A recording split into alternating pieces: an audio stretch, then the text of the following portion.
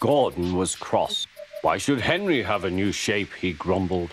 A shape good enough for me is good enough for him. He goes gallivanting off to Crewe, leaving us to do his work, and comes back saying how happy he feels. It's disgraceful. And there's another thing. Henry whistles too much. No respectable engine ever whistles loudly at stations. It isn't wrong, but we just don't do it. Poor Henry didn't feel happy anymore. Never mind, whispered Percy. I'm glad you're home again. I like your whistling. Goodbye, Henry, called Gordon. We're glad to have you with us again, but remember what I said. Later, Henry stopped at Edward's station. Hello, Henry, said Edward. You look splendid. I was pleased to hear your happy whistle yesterday. Thank you, Edward, smiled Henry. Shh, shh. Can you hear something? It sounds like Gordon, said Edward, and it ought to be Gordon. But Gordon never whistles like that. It was Gordon. He came rushing down the hill at a tremendous rate.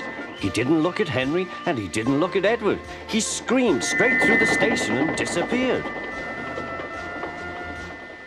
Well, said Edward. It isn't wrong, chuckled Henry, but we just don't do it. And he told Edward what Gordon had said.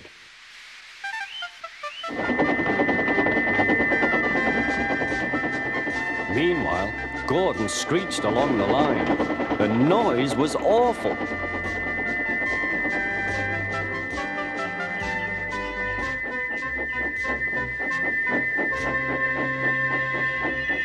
At the station, everyone held their ears. The Fat Controller held his ears too. Take him away, he bellowed, and stop that noise! Gordon puffed sadly away, but he wouldn't stop whistling until two fitters climbed up and knocked his whistle valve in place. That night, Gordon slunk into the shed. He was glad it was empty. It isn't wrong, murmured Henry to no one in particular, but we just don't do it. No one mentioned whistles. Next morning, Henry was enjoying himself enormously. I feel so well, he sang. Trickety-trot, hummed his coaches. Then he saw some boys on a bridge. Peep, peep, hello, he whistled. Oh, he called. The boys didn't wave and take his number.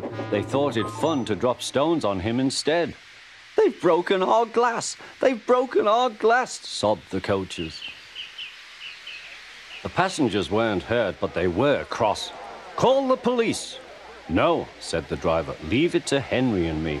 What will you do, they asked. Can you keep a secret? Yes. Well then, said the driver, Henry is going to sneeze at those boys.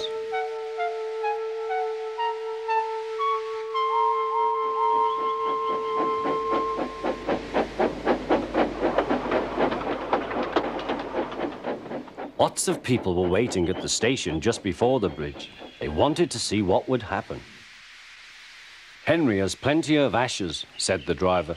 Please keep all windows shut till we have passed the bridge. Henry is as excited as we are, aren't you, old fellow? Henry was feeling stuffed up. Soon they could see the boys, and they all had stones. Are you ready, Henry, said his driver. Sneeze hard when I tell you. Now, he said. Achoo, shoo!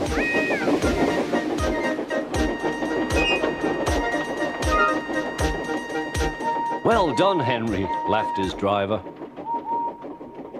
Henry went home very pleased with himself. He had taught Gordon and silly boys a lesson with a whistle and a sneeze.